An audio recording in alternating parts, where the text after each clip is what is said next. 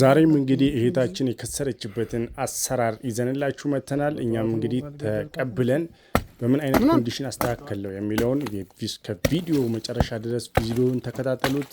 ሼር፣ ሰብስክራይብ ማድረግ እንዳይዘነጋ። ሁሌም ቤት ማሰራት ከፈለጋችሁ አብዱሰመድ አጠቃላይ ኮንስትራክሽን ስራ ጋር ብትደውሉ እጅግ በተቀላጠፈና ጥርት ያሉ ስራዎችን ማግኘት ትችላላችሁ።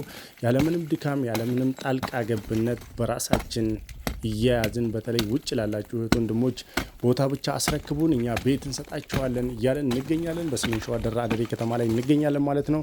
እንግዲህ እህት ወንድሞቼ አንዳንድ እህት ወንድሞች እንግዲህ በቂ ያልሆነ ወይም ደግሞ ለቤቱ ፕሮግራም በቂ ያልሆነ ፕሮግራም ሳትይዙ ቤት የምታስጀምሩ እህት ወንድሞች እንደዚች እንደ እህታችን ዋጋ ትከፍላላችሁ ማለት ነው። እንግዲህ በምታዩት መልኩ ፈረሳ ላይ ነው የሚገኘው ማለት ነው። ይህ ለምን የመጀመሪያ በረራ ግርፍ ተገርፎ ረጅም ጊዜ ስለቆየ ፈረካስ ሳይታሽ ማለት ነው።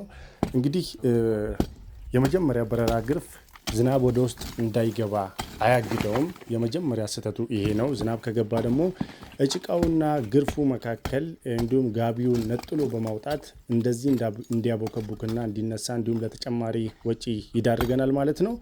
ይህ እንዴት ነው እንደዚህ አብጦ ሊያኮፈኩፍ የቻለው ብላችሁ ጥያቄ ማንሳታችሁ አይቀርም። በሁለት አይነት መንገድ እንደዚህ አቦክብኮ ሊነሳ ይችላል።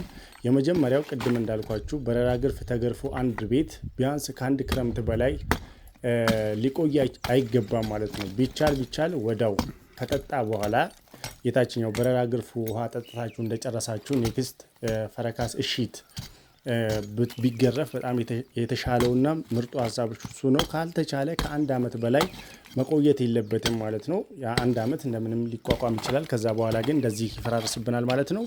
ሁለተኛ ሚስቴካችን እንግዲህ ኢንሻአላህ ሁለተኛው ሚስቴካችን ደግሞ ምንድነው እሱ ጋቢው ነው። ዮኪን ደግሞ የመጀመሪያውን ሽቦ ስንወጥር በትክክል በ12 ቁጥር ከተቻለ በ15 ቁጥር መተን ቀጥታው ፍልጡን ወይ ቋሚውን ወይ ማገሩን ሊያገኝልን ይገባል ማለት ነው።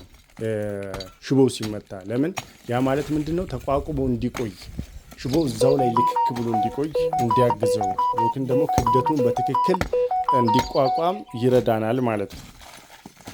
እንግዲህ ይህንን ማሳሰቢያ በተለይ ውጭ ሀገር ላላችሁ እህት ወንድሞቼ በጥብቅ ማሳሰቢያ ለመናገር እወዳለሁ። ብዙዎቻችሁ እንደዚህ አይነት ስራ ነው እየሰራን የሚገኘው ስለሆነ ያላስፈላጊ ተጨማሪ ወጪ ሳትዳረጉ በፊት ይሄን እንደዚህ አይነት ነገር ስታሰሩ ቅድሚያ ማዘዝ ወይም ደግሞ ማሰራት መቻል አለባችሁ ማለት ነው ከኪሳራ ለመዳን። እንግዲህ አብዱሰመድ አጠቃላይ ኮንስትራክሽን ስራ ይሄንን ሁሉ ጋራንቲ ገብቶላችሁ በሰሜን ሸዋ አደሬ ከተማ እየሰራ ይገኛል ማለት ነው። እንደዚህ አይነት ስራዎችን ስትፈልጉ እዛዙን ስልካችን ሁሌም ክፍት ነው።